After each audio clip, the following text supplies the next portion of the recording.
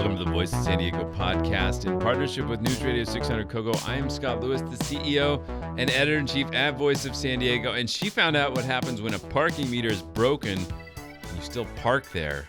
She's Bella Ross. What happens?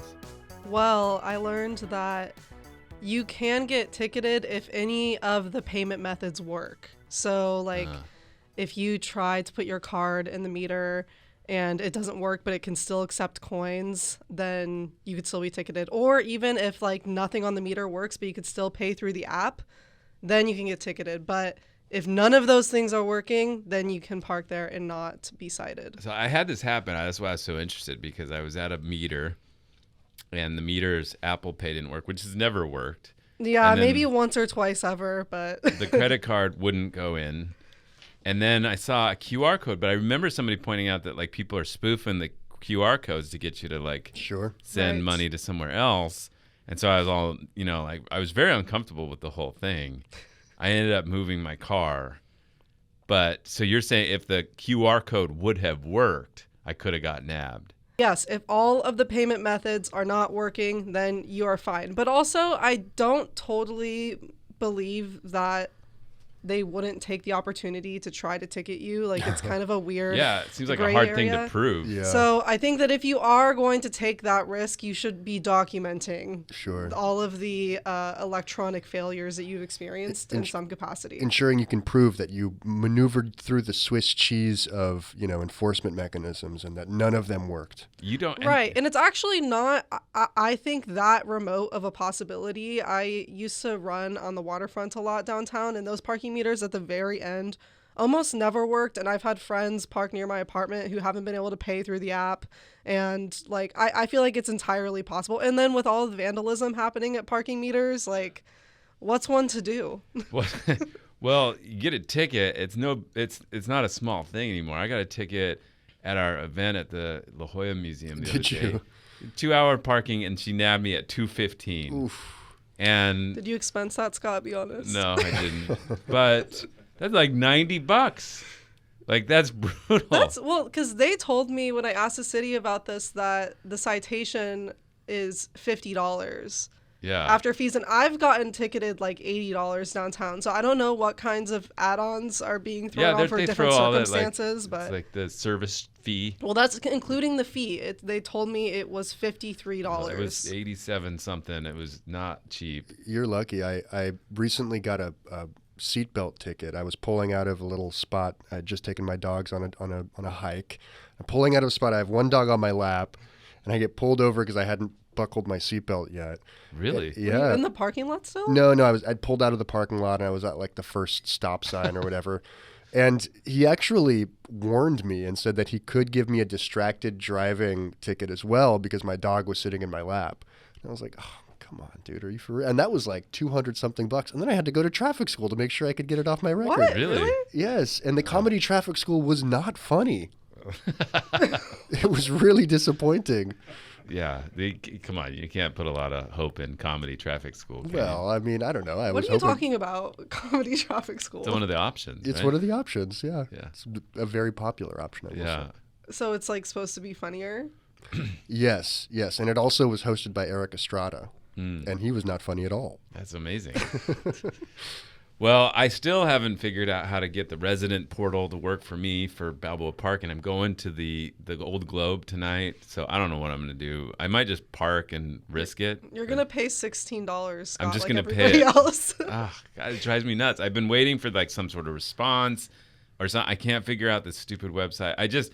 I don't want to just contribute to the overall toxic feeling about the city government, except that they should make stuff like that work. Right. Well, you would think. You can park along that street that goes parallel to 6th. I think that's free now. Is it? Yeah, if you can find a spot. And you're going to have to walk. I don't know if that's... I'm all right. If that works for you. Thanks. And he's surely never been to a disruptive party near SDSU. He's Jacob McQuinney. That true, right? You wouldn't do that. You know, it's funny. I have been to far fewer disruptive parties at SDSU than you may think. Okay. I might actually have him beat on that. Probably, yeah. Because I did not actually go to SDSU at a time in my life when I was being invited to many house parties. You know, I went like a decade after that, but I have been to my fair share. Okay, fair enough. We'll get into some disruptive parties soon. Coming up on the show this week, the second home tax is back. This time, it has spared those poor vacation rentals, the working class holders of homes that they rent out. Don't have to worry about this one. It's just the empty second homes, and it's on a fast track to the ballot how it would work. And prosecutors think a nonprofit executive may have misallocated even more funds meant to save people from overdoses of fentanyl and heroin. Lisa Halverstadt will come in to talk about her reporting on this ongoing developing story. It's a very interesting and troubling one. And our intern, Rami Alarian, will join us to talk about his story about police using helicopters to break up those disruptive college area house parties. All that and more coming up. So the Padres are in spring training right now. It's a very exciting time. There's a lot of, most of the roster spots on the Padres are settled. This is in Peoria, Arizona. Yeah. That's where I grew up. Yeah. I remember spring training. Is it the greatest city in Arizona, as it says it is? I wouldn't say all that. Did they say that? It's some version of that. Oh, no, that would be very delusional. Spring training is a very exciting time over there, though. I think it's amazing. I love being there then. So Kevin Acey, the report. So again, the roster's mostly set, but there's a few really interesting questions, and that's what spring training is supposed to handle. Like one of them is who's going to be the fifth or sixth pitcher. They might go with six, like starting pitchers, right? And one of the guys in contention for that spot is a guy named Matt Waldron. And Matt Waldron is really good at knuckleball. He has a very rare pitch, knuckleball, and it's kind of notorious around the country. But he's he's never quite established himself as like a really good pitcher for that spot. So he's fighting. He's in a particularly interesting situation because if he doesn't make the team, they might have to just let him go because he doesn't have what they call options to go to minor leagues and stuff. So it's a really intense time for people like that for him. And so there was news that broke the other day. Kevin Acey, the beat reporter for the Union Tribune for the Padres, and he tweeted this. He said, Matt Waldron has been shut down. He, quote, had a procedure for an infection in his, quote, rear end, end quote, according to Padres manager Craig Stammen. Waldron is, quote, week to week. All right? So that's how that went.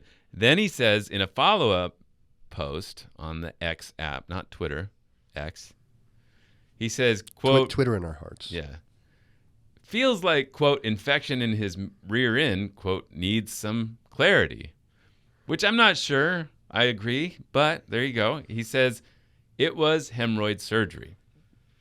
So I want to... More like Kevin Acey, am I right? Okay. So now a lot of people reacted similarly, like, whoa, bro, why are you doing like that? Like, you can't do that. What do we need to know about that for? And there's all these memes of, different butts and stuff. And now, remember in sports, there's a culture around talking about injuries very clearly. Like, it's a factor in the sport. And so if it was like an appendectomy or something, I don't know if it would be, even a second thought, but it's his butt. So I want to join Kevin Acey and the rest of the group that talked about this, because it ended up spurring like dozens of articles and which I'm sure Matt Waldron's like, damn, why is this the nut graph of like 100 different articles? But I feel like he's lucky it wasn't the nut graph, right? Yeah. Okay. Sorry. I'll stop. But I want to go ahead and embrace the normalization of talking about butt things. Okay, and this is where we start to cue the ASPCA music. Yes, this is a PSA about butt things. So I get a lot of follow-up from a thing I did a few years ago where I said, like, you should get up in the morning and drink 2 glasses of water. Like, it's a big thing.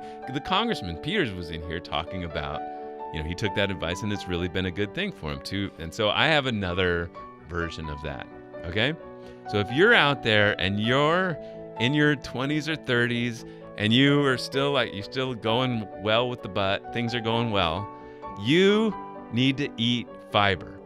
Eat a ton of fiber. You need to eat pears, you need to eat arugula, you need to eat flax, you need to eat all kinds of stuff that has fiber. Look up on the Google the things that have the most fiber and eat them. Lots of them. All of them. Who needs protein? We're fiber maxing now. Yeah, fiber max away. All right? Yeah. Bizarre. This whole time I've been listening to you talk, I'm like, where is he going with this? Apparently he's going to Fiber Town. And when you're doing your business and don't be pushing too hard. Just wait. Get the fiber in your system. Do not sit there too long and just really strain, okay? That's my thing. Okay, sure. And now this is the second part of the PSA. I'm just glad that we're normalizing butt things, because the second part of the PSA is this. If you're older and you're like me in the 45, 50, 55, 60, getting up in the different stage of life, go get the colonoscopy. Do it. It's the fastest growing way that people are dying in our age range. And it's not the colonoscopy, the disease it's looking for, the cancer. I feel like that the first part of that, you were looking at me, and then when you got to the colonoscopy, you already started looking at Jacob. Yeah, he's getting there. So, not for a while, but when you get, so there's a lot of people, I don't think they talk about colonoscopies right, because they think there's still this nervous. I put it off for 3 years. I got the referral. I'm like, I don't want to do that. It sounds awful. A lot of people will say, and I think they talk about it poorly. They say the prep is bad. The procedure's not bad. They're like, the prep is bad. The prep is bad. The prep is bad. You have to clean your system out, right? And there's a drink you have to take for it. And I thought in my head when people talked about how bad it was, that it was getting like a foodborne illness or something. It would be that uncomfortable, like food poisoning. It's not. It's really easy. You just got to stay in the bathroom. Just stay. Don't think you're going to need to leave. But while you're there, don't push too hard. No, you don't have to. Don't worry about that. And then when that's done, you feel kind of clean. It feels good. And then you go and get the procedure, and it's nothing.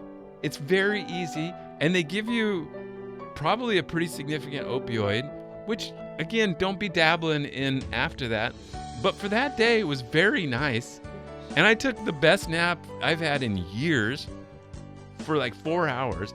Wonderful day. Truly wonderful couple of days getting the colonoscopy. So if you're out there wondering, I don't want to do that, do it.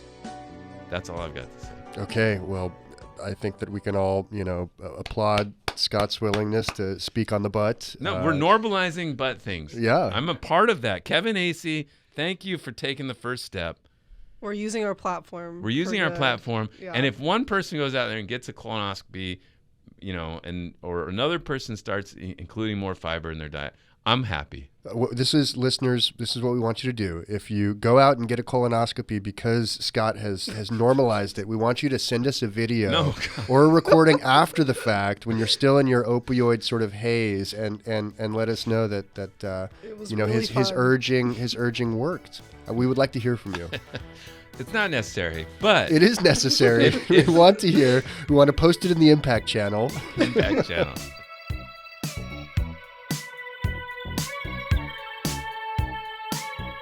So Richard Bailey, we talked about him last week. He's the former mayor of Coronado who announced that he is going to run for city council, or he is running for city council in District 2 of the San Diego City Council, not Coronado. He moved to Point Loma, and he's launching the bid for that seat. So the district, of course, is Point Loma, Ocean Beach, Mission Beach, Claremont, and it'll be an interesting race. So I actually had a chance finally to talk to him about it, and we assumed last week that he left the Republican Party, and that was true. It turns out he left the party. He re-registered as a no-party preference voter as opposed to a Republican voter the day that he announced his city council race. And so I talked to him, and I asked him several different times about the main question on the mind of somebody who would do that is like, what about Trump? What do you think? Because he was a leader of the Republican Party until 2024. And, 2024 was when Trump was running for the second term, right? And, it's just an interesting question because while he might connect with a lot of people in the district, he also, the district's last Republican representative, Lori Zaff, she lost explicitly and only because the Democrats and Labor were able to tie her through mailers and other things to Trump and to the antipathy that people felt towards him in the district. The district went 30 points for Kamala Harris in 2024. So given that history, I'm sure he approached that question head on. So he actually did not. He did not want to talk about it. I asked him several times, and he said, quote, "I would simply say, and this isn't meant to be a dodge, that this is a local race. People care about local issues. It wasn't the president who blew up the city of San Diego's budget. It wasn't the president who passed trash fees or the Balboa parking fees. It was the mayor of San Diego and the city council. It always seems like the media wants to ask about thoughts on what the president is doing on the national level, even though San Diego voters are extremely dissatisfied with the direction of the city of San Diego is going. It seems like it would be more fair to ask the other candidates, what are your thoughts on the mayor and the city council?" So all fair. Now, we do ask about the mayor. We talk about him quite a bit. But I do think it's an important and interesting question. Again, it was the only major factor of the last race where a Republican lost. And I'm just interested. It seems like a lot of people do have thoughts on Trump. Now, whether they do need to, represent their national view or not, I guess is a question. It'll be interesting to see how he addresses it. Yeah, and this is quite a test case on how far you can go with this. I mean, he's really explicitly tagged himself as a nonpartisan, independent candidate who is, pushing these common sense reforms that will, in his telling, sort of help San Diego move past not only the budget deficits, but the service cuts and the increases in fees and taxes. I mean, it'll be interesting to see how willing voters are to kind of swallow that pill, former Republican tag or not. I'm not convinced that they will. I mean, everything is polarized nationally at this point, but it'll be fascinating to see if he can sort of tread that fine little line there. Well, and I think it's interesting because I think there is an appetite for something that feels nonpartisan and policy focused. Like, I think people want that, but if people can actually get over the cognitive dissonance of understanding oh yeah, this is what I want, but he has this past. I don't know if they really can. And also the fact that I think that it's very important to emphasize the fact that national politics have created to some degree the situation we are dealing with locally, whether it be immigration stuff or even just the tariffs and the impact that has had on the cost of living in San Diego. All of that stuff is connected. So just kind of ignoring that, I think, feels really dismissive. I don't know if there's a way to recognize that, though, and still ride the line that he's trying to ride. I tried to come back, look, there's immigration raids, there's oil drilling off the coast, there's, the question of tariffs and the border. These are all things that are pretty relevant to San Diego. And he's like, no, it's not relevant. We don't have any role in that as city council members. And I think that, like you said, that's just the test. Can he ride that the whole way? Because there's inherent problems with running as a nonpartisan, as an independent. You don't get the party's machine. There are Republicans that live in the district. The party can't help him communicate with them. There are, there will be a lot of attacks on that level, and to just assume that people are going to focus more on the policy or not, that's a risk, and that's an interesting step. I'm sure he has polling and other things that say it's going to be great, but that's before the barrage of mailers, with him, either AI generated or what, standing next to Trump. And again, he wasn't just a Republican; he was a leader of the Republican Party until just a couple of years ago. So, fascinating step there. Again, I asked 4 different ways. And I guess I proved his point that that's all we care about in a way. But I asked him about other stuff, too. The other thing he said that was interesting in our conversation is that he does not support Midway Rising as it is. the development for the nearly 50 acres of city land at the sports arena site. He does not support it. It's because of the birds, right? Yeah, because of the birds on the crane. Yeah. No, I don't. He didn't really. He just said traffic should be better. So we'll see what happens there. But there are several other candidates. Of course, we'll spend time talking to them. Nicole Crosby, former city attorney, deputy city attorney, prosecutor there. Josh Coyne, who works for the Downtown Partnership. And Mandy Havlick, a local, sort of activist, kind of tied to that neighborhood preservation sort of movement. But we'll see how that goes.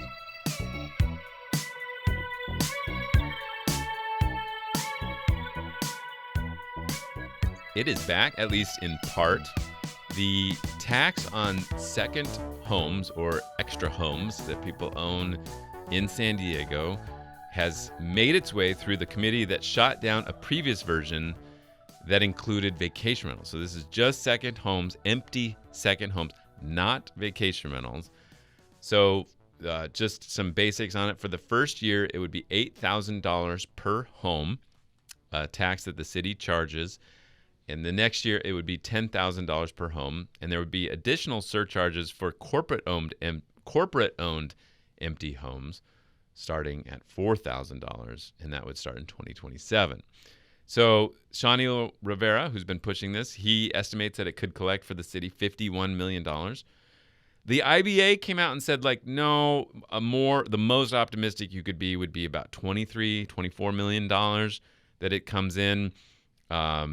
Maybe a little bit more as it's growing, but there's a lot of things to keep in mind. And so they mentioned Berkeley that did a similar thing. They had about 1,000 units, 1,100 units that Berkeley had that were empty, but only about 615 of them were estimated to be subject to the tax, and thus there were estimates about how much money it came in were much lower. So there's sort of two, again, just like before, there's sort of two principles about what they're trying to do. One is, get money. The other is to free some of these homes. So if somebody has a second home in San Diego, they don't want to pay $10,000, they might decide to rent it out. So there's a new rental property on the market, or they might decide to sell it, another for sale home on the property. Or turn it into a vacation rental? Yes, exactly. I think it's fascinating that I think the vacation rentals were the more odious side of these 10,000 homes, right? It felt like they're the most disruptive in the community. They're the most people are making money from that. It seemed like the more obvious target because people hate them. But and now because of how profitable and powerful they are politically, they're being left out of this. So the second home owners didn't hire a bunch of people from LA to take a bus down and storm City Hall, huh? No, but they did call in, and there was one of them that they called in, and he was really good. Now I think there's a 40% chance that he is actually a fake, because of what he said was just so good that I can't imagine it being real. But I also there's just other parts of it that make you think it's real. So we're going to listen to his testimony in front of the city council rules committee, and you guys are going to help me decide whether it's real or not. Okay. Let's start here. Hey, I had to call all the way in from Colorado for this one. I've got 6 homes in San Diego County, and I just don't appreciate you guys stepping on my property rights. I worked hard for those to achieve the American dream.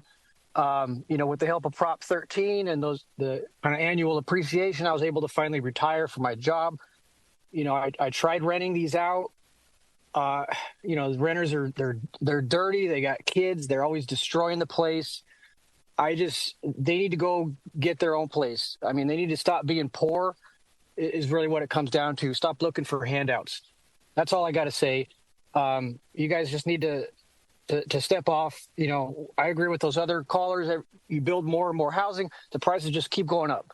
Honestly, maybe we just start taking away some housing and the prices will go down. That's all I got. But so did anyone have eyes on Sean Elo Rivera during this? Could he have been ducked under his desk and putting on an accent?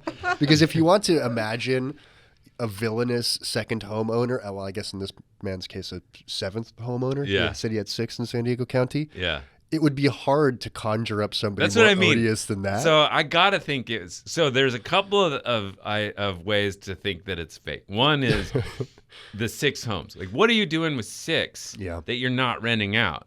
The only way that works is if you actually are renting several of them out, but they're not dirty kids having people, right, or whatever.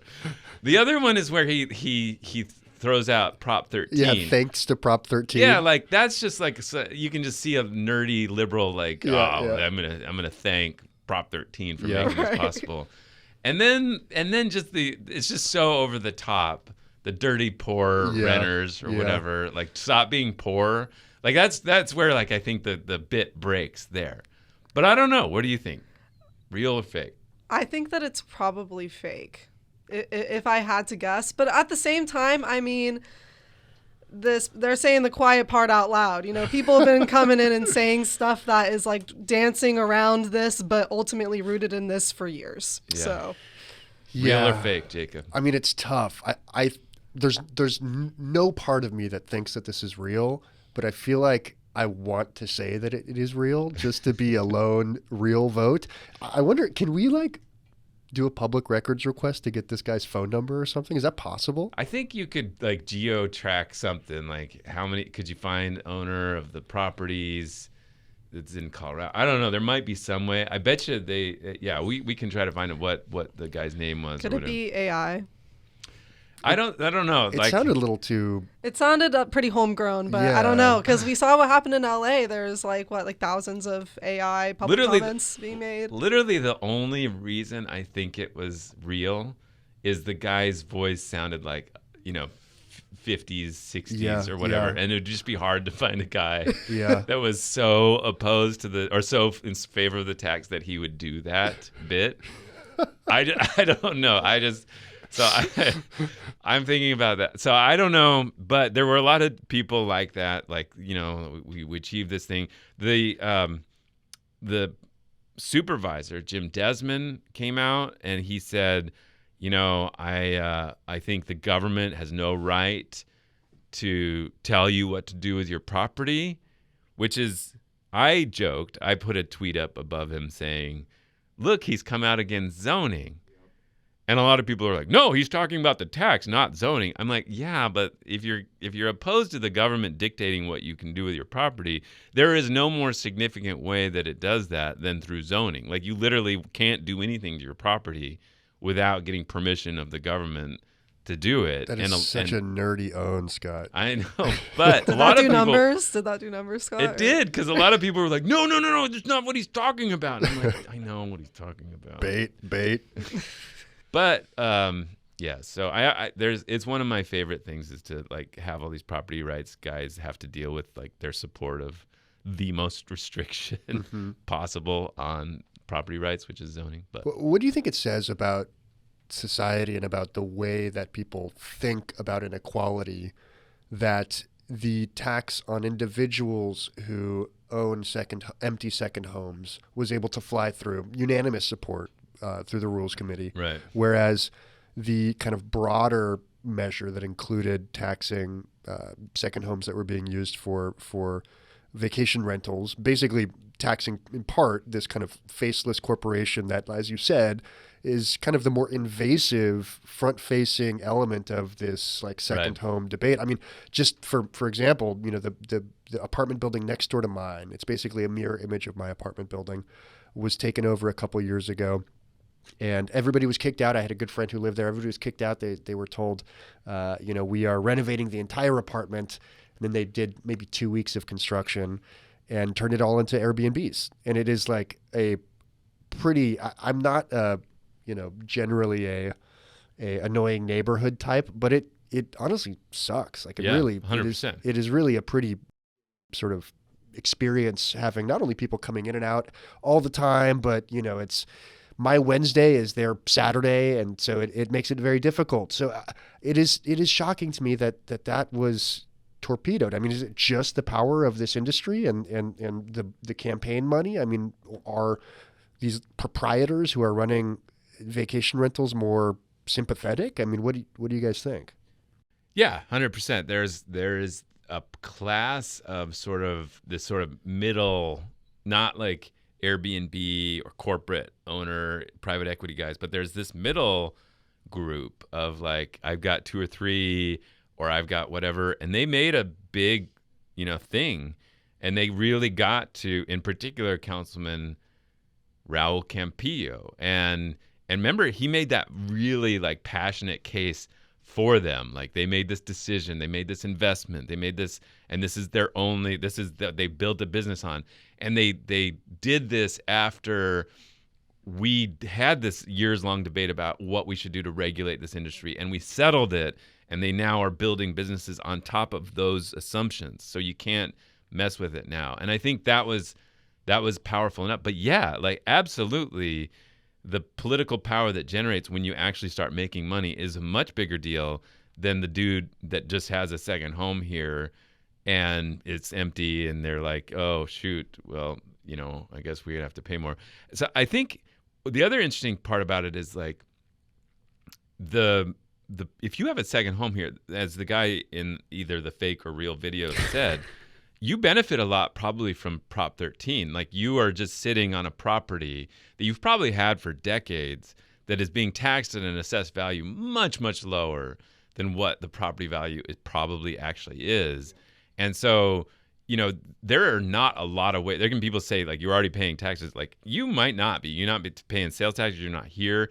You're not paying vacation rental taxes. You're not renting it out. You're not paying much property taxes. You're not paying income tax because you don't live here or something like that. So I think it's a little bit different that way. It's an easy target. So there are a couple of things to keep in mind with this. Like they mentioned, it could come in a lot lower revenue-wise than they think. And I think it gets back to that, they want to just free up more units. If even just 10% of the units go on the market for rent or for sale, could be a significant number.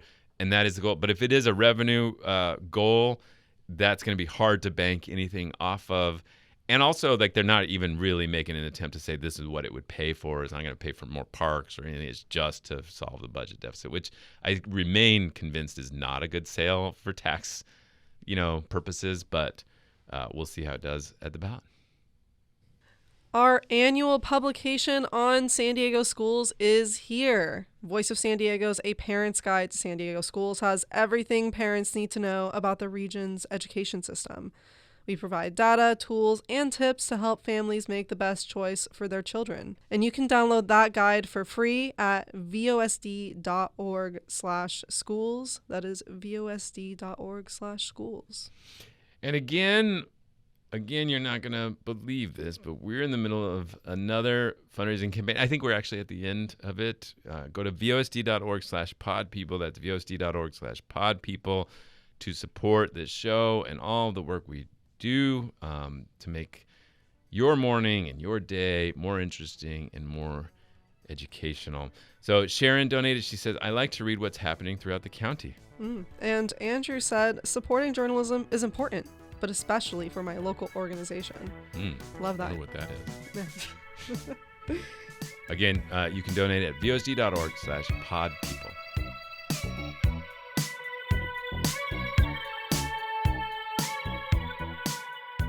We talked about this last week, but the district attorney's office is now expanding its criminal misappropriation case against the ex-chief operating officer of a former county contractor who allegedly used public funds to pay for everything from plastic surgeries to family vacations and purebred dogs.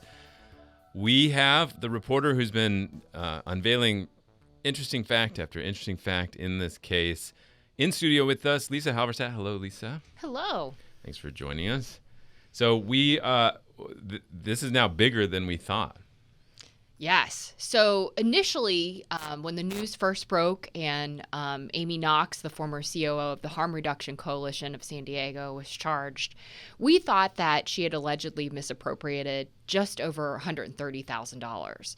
yesterday, Wednesday, because I know this, everyone will be listening Friday or later, the district attorney's office spoke at a bail hearing, and they revealed that they now believe that she misappropriated at least $210,000.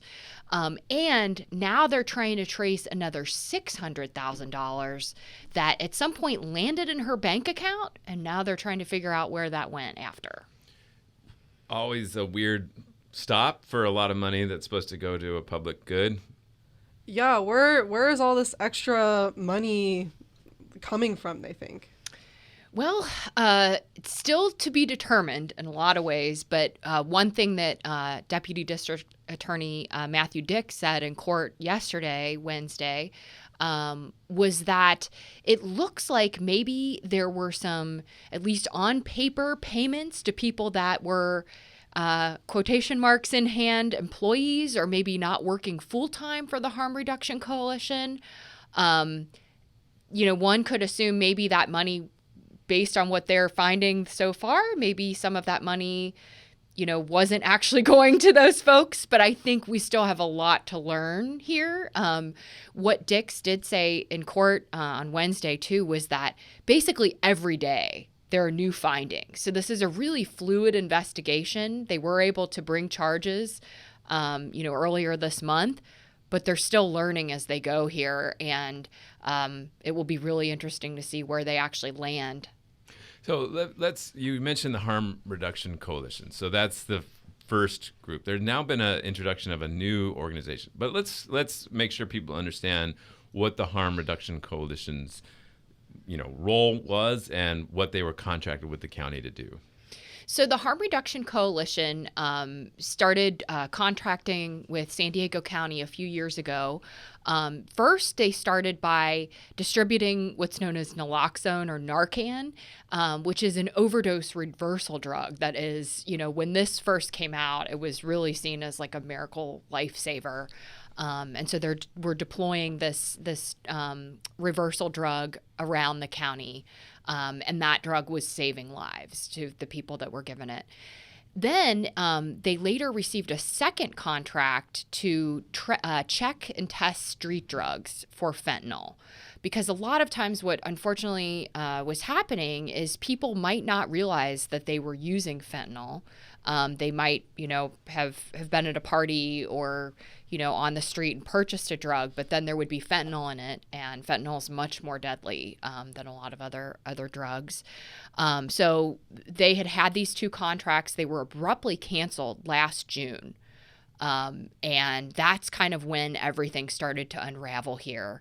I still have many, many questions about exactly how that unraveling all played out. Yeah. We actually got a message from a listener that was kind of talking about how the county does have like in-house harm reduction programs, and then they also have these like outside contracts, but that kind of the value of working with these outside organizations is often that they have like really strong relationships with this particular community that the county wants to be able to like tap into rather than like coming in and trying to like build those relationships themselves. So it seems like these kinds of relationships can be very valuable, but the county obviously did not do its due diligence or somebody somewhere did not do their due diligence in making sure that this contract was the right way. Well, and I can say I've gone out with the Harm Reduction Coalition when they've done outreach in the past, and it's very similar in a lot of ways to the relationships that homeless outreach workers have. They get to know folks. There's trust. When you're talking to somebody about potentially checking their drugs, people want to make sure that they really trust that person who's going to do the checking, or that they trust, maybe sometimes there's through this work, they're actually connecting somebody to treatment. And that's a big leap for somebody to trust somebody that, okay, like you actually you have my best interests. So there was a lot of grassroots work that was happening through this contract. Now, to Scott's earlier point, there was another county contractor that got pulled into this story this past week. I had already known that Amy Knox was at one time, very recently, the board president of the Crossroads Foundation, which is actually a residential drug and addiction treatment provider. And she was recently removed from that board after these new revelations came out. But like after the charges came out. After the charges came out. So she was the chair of this addiction treatment provider until just recently, yes. And the news that came out yesterday, according to the deputy district attorney, was that she allegedly tried to file paperwork at the state level to make herself the CEO of this organization, which very much has a CEO that is not Amy Knox. And the suggestion was that she was trying to do that to somehow open up another avenue of funds to tap into. Now, I reached out to Crossroads, and they have said, they're in the process of auditing, but she, as far as they know, never had access to any public money or any of their money, despite the fact that she did help with some fundraisers. The contention is that, there was never a situation where she was just carte blanche being given money without showing receipts or other things. And they say, they've cut all ties with her in the last week or so since this came out. So the prosecutors and the judge also raised the bail, and there was a question about how she should be able to fund any bail arrangement. Yes. So initially, last week, a judge had set the bail at $200,000. And at the time, as you said, there was much discussion about, wanting to make sure that this money wasn't feloniously obtained, and that there would be proper vetting to ensure that essentially she was good for it and that it wasn't, from any kind of things possibly related to this case. Then there was another bail hearing this week where, her defense came in hoping that they were going to provide that information that the initial judge had requested, and then she would be released. Her husband ended up selling a motorcycle for $20,000 that they hope, because typically bail is really in practice is 10% of the actual bail set. So he had all that documentation lined up. But the judge, after hearing these latest updates, said, I am going to now set the bail at $500,000. And I'm very concerned about just making sure that we properly vet it. So now they'll have to come up with at least another $30,000 if they would like to bail her out. Fascinating. So you mentioned there's a lot of questions you still have about this. You were starting to report on this when the contract abruptly ended this summer or last summer. What are you still wondering, and what's next? Oh, I have so many questions. I also feel like I should pause quickly and just say Amy Knox has pleaded not guilty, and her attorney, of course, says that she's an upstanding citizen and very involved, that she's not a flight risk. Obviously, the DA's office has a different take. But yes, around the time that this contract was canceled, it was pretty abrupt and surprising. And I started just trying to learn more about what had happened, and happened to just hear that maybe Amy Knox had some sort of criminal history. I know one thing that has, a lot of people are talking about is, how did the county and, apparently this provider not know that the COO of a contractor for the county previously had been convicted and served time in prison for embezzlement. What I can say is, and I'm very happy to have a chance to call her out, is Tessa Bulk, an intern of ours last summer, and I were just determined to try to track down this record and figure out, okay, is this true? How do we get documentation of it? And so we initially went to the first floor of the courthouse where you typically can get court records, but this was an older record and it wasn't really showing up anywhere. So I ended up asking Tessa. I was having a really busy day. I said, can you go to the, there's I can't remember if it's the 6th or the 12th floor, but you go up to this older records office, and usually you kind of have to talk to the person there and kind of make sure that you have your stuff. And Tessa marched up there, and she managed to get the record. And Tessa is so wonderful and they liked her so much that they actually called her after she came back to the office and said, we realized we didn't give you everything. And so she went back and she got the rest of those records. And so I had this information, and you had the information that this woman had been convicted in the past and given a sentence to prison for embezzlement. Over $500,000, yeah. And for just one employer, and then an additional charge related to an employer she worked for a shorter period of time. But at the time, we weren't really clear what was actually going to happen here, because the contract had been canceled, and I thought maybe, it's this DA possibly investigating. They did confirm that they were investigating, but we didn't really know what was going on. And so immediately when I started to hear some rumblings that something was going on, I had those records in my back pocket. And certainly it's been an important piece of this story to know that history. And so your question is, when did they know and what did they know? Yes, exactly. And also, what is the timeline of events here, just in terms of what was happening with these contracts? One thing that came out, in the DA's press conference last week was that there was a 2023 audit that had flagged some real concerns with checks and balances. And yet the Harm Reduction Coalition ended up getting a second contract, that drug checking contract that I mentioned, in 2024. I have a lot of questions about all of that. I'm also trying to get an audit that I understand was completed after the contract was canceled and, sort of was underway when all of this was happening, that will really hopefully tell us, what did the county know? And what was happening with, for example, the subcontractors that were part of this too? Were they being properly paid? Were there potentially issues with them? I could go on and on. I could take over your whole podcast with the questions I have. Yeah. Well, we're all excited to see what you find out next. Lisa, great reporting. Thank you. Thanks for having me.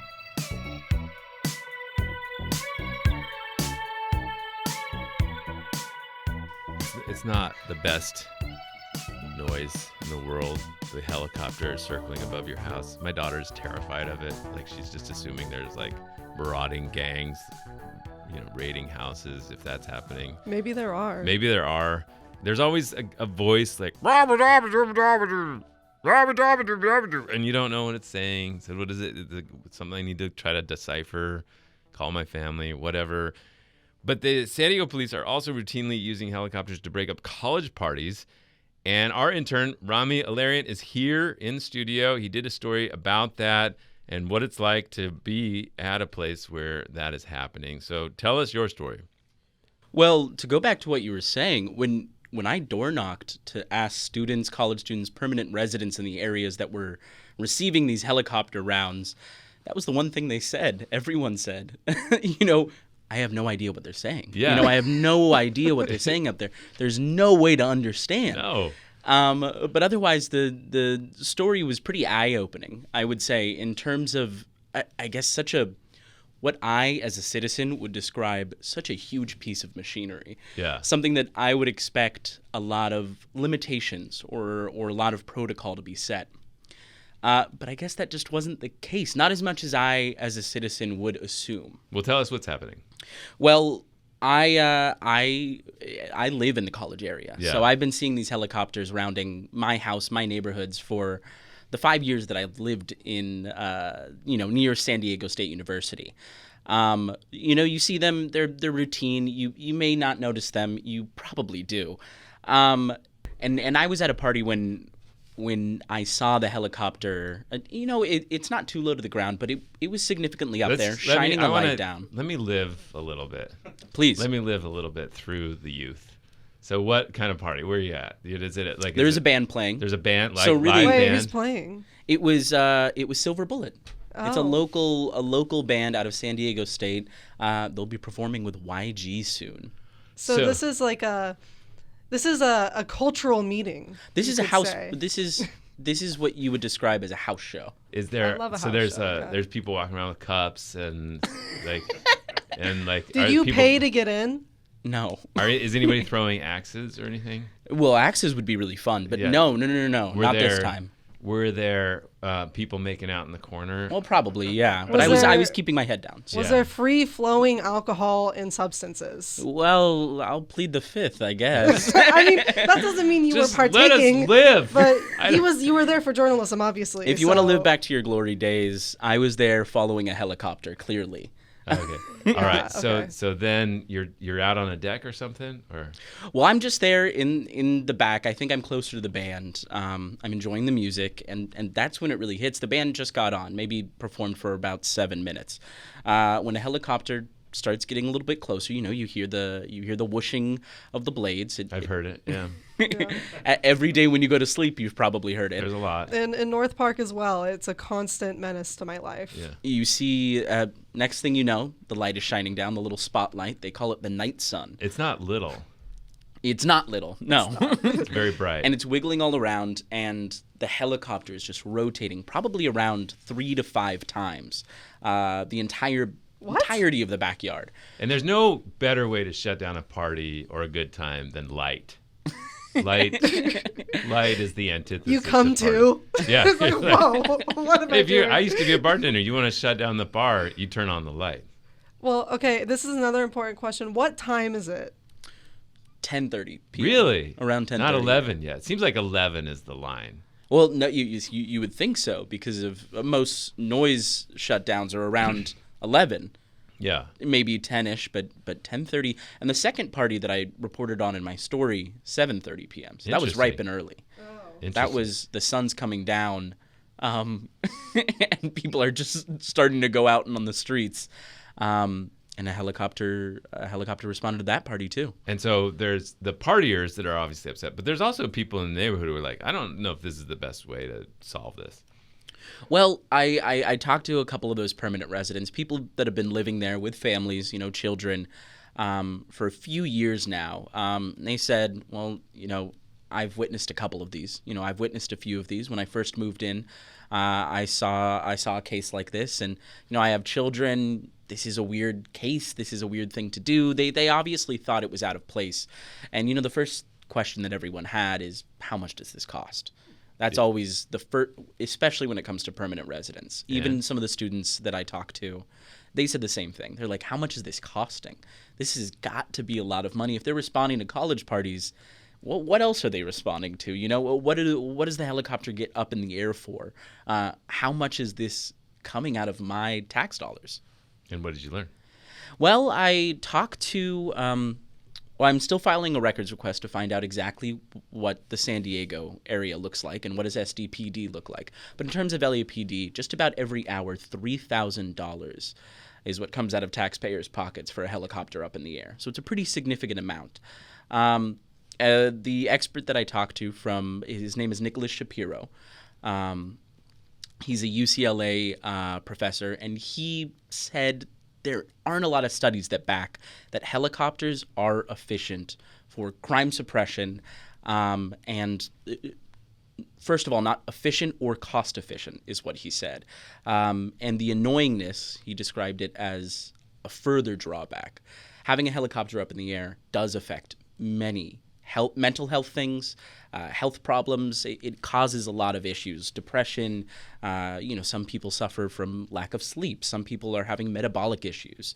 So it's anything across the board. It's not only less cost efficient than just getting a police officer on the ground, but it's also harming people physically and mentally. Well, and to be clear, from your story, it seems like these helicopters aren't like dispatching on a case-by-case basis to like go to these parties. They're kind of like circling all the time and then just going to wherever they're called or whatever they see. Just about 20 hours a day, even holidays, helicopters are up in the air. They go on shifts. There's a morning shift. There's a night shift. And no matter what, they have designated flight hours. So they're up in the air. They're at certain places. They're at certain times. And if they need to respond somewhere, if there's a party in your area, they might just come. Well, Rami Alarian did a great piece at voicesandiego.org. Check it out on the helicopters cracking down on the parties. And congratulations on your first appearance on the greatest public affairs podcast recorded in Greater Little Italy. Yeah, thank you. This might be the most nose piercings that have ever been on this podcast at once. Just for the record. I'm sorry to up the percentage. Thanks for listening to the Voice of San Diego podcast, the most popular public affairs podcast recorded in San Diego that is doing its part to normalize discussions about the butt.